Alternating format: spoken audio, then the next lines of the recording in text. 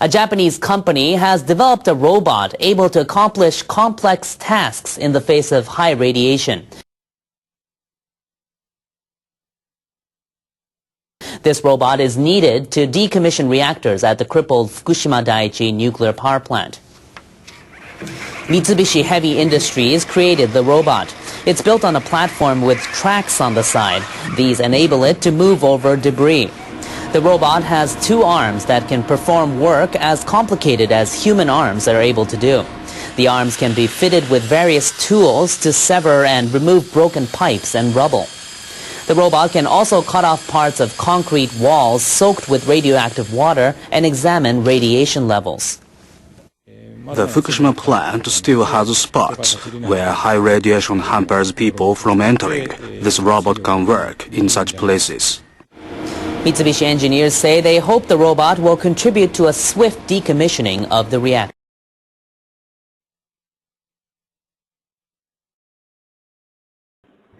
Do you know personally of any scientists or engineers that are in the process of developing new technology, robots or otherwise, to deal with Fukushima? And does any of it seem hopeful or promising to you? Right, okay. No is the answer to that. I think that all of the work that had been done with robots to try and sort out Chernobyl showed that it's impossible to use robots, because the problem is that the electronic systems that robots work on cannot sustain,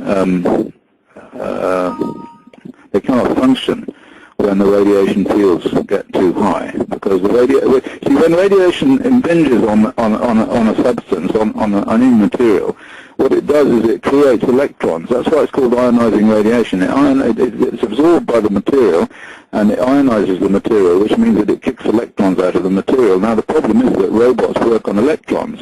Your computer works on electrons. All of these chips, all the electronic chips that people use all work on electrons, and you can't have a system where the electrons are just randomly being kicked out all over the place, because ultimately the whole thing gets scrambled. And that's what they found in Chernobyl. And they tried everything. They tried the Germans had some very fancy robots, and then they tried robots from somewhere else, and they built their own robots, and none of the robots worked. They worked up to the point where they got into the high radiation fields, and then they just went mad, went round in circles, and sort of fell off the side. That's why in the end in Chernobyl they had to send men in. They called them bio-robots, and they just called up 20,000 men from the reserve army lists, and they put roofing lead around them and sent them in to pick up this stuff by their bare hands and throw it over the side.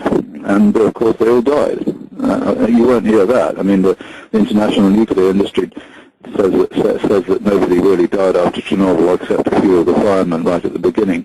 But there's an enormous number of people who died because the Russians sent in these young men. And the young men just got huge radiation effects, and then they mostly died before they were 40. Terrifying. But this can't happen in Japan, and the robots won't work.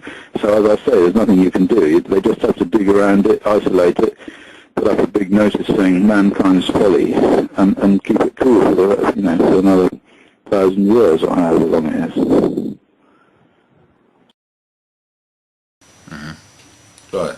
Okay, well you say there's no solution to the waste, but there is a solution to the waste, and the solution to the waste is to just leave it exactly where it is, and to have somebody look at it for a million years, So they just have to have all these zombies who are there at the moment, sitting there doing nothing, who are going to just have to sit there, and their children are going to sit there, and their children's children and so on, looking at the waste and making sure that it doesn't leak out of the tanks. And if it starts to look like it's going to leak out of the tanks, they build another tank around that tank, and then they build another tank around the tank that they built around that tank, and so on, to infinity.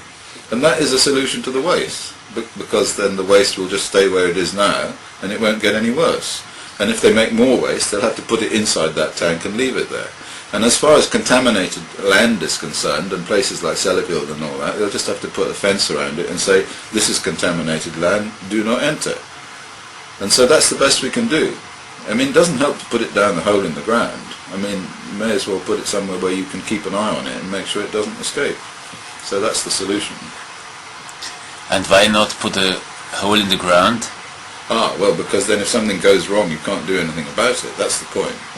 And what could go wrong there? Oh, God, well, loads of things could go wrong. I mean, the main thing that would go wrong is that it's a hole in the ground is not a secured depository, you know? I mean, you put it into a hole in the ground, and then there's a crack in the hole in the ground, or maybe there's an earthquake, or maybe there's a fault that you didn't know about, or maybe there's some water movement that changes over a period of time. And we're talking geological timescale, so, you know, just about everywhere where they've suggested putting it in a hole in the ground has had a geological fault occurring, you know, in the last 1,000 years. Never mind about, you know, the next million years or whatever it is it has for the half-life of these uraniums and plutoniums. So you can't actually guarantee that if you put it in a hole in the ground, something won't go wrong. And you can't pull it out of the hole in the ground. That's the point. I mean, the Forsmark idea is not one in which they put it down in the hole in the ground and then they can take it out if something goes wrong. They can't. They just pop it down and pop the next one down and pop the next one down and so on and send it all down there, and then they seal it all up. But if something goes wrong, then they can't do anything. Whereas if it's where it is at the moment, at Sellafield or wherever it is, above ground or in some kind of big hangar or big kind of area where they kind of look at it, then they can look at it. And if something goes wrong, they've got all their detectors and their Geiger counters and whatnot, then they can just repackage it and put something around it. But they have to sit there. Yeah, they have to sit there forever. Absolutely, yeah, sure. Well, it serves them right, isn't it? Shouldn't have made it in the first place. And I've no doubt they'll pay them a lot of money for sitting there. So yeah, they can sit there and I mean, maybe they should have special uniforms, like, you know, guard of the nuclear waste, and they could have like special kind of green uniforms with special badges, like Superman or something, you know. That make them feel good.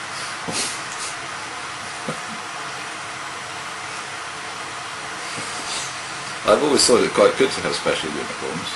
In all the science fiction stories they did special uniforms, you know. So you could say, what's your daddy do? Oh, he's a guard of the nuclear waste. Oh, no.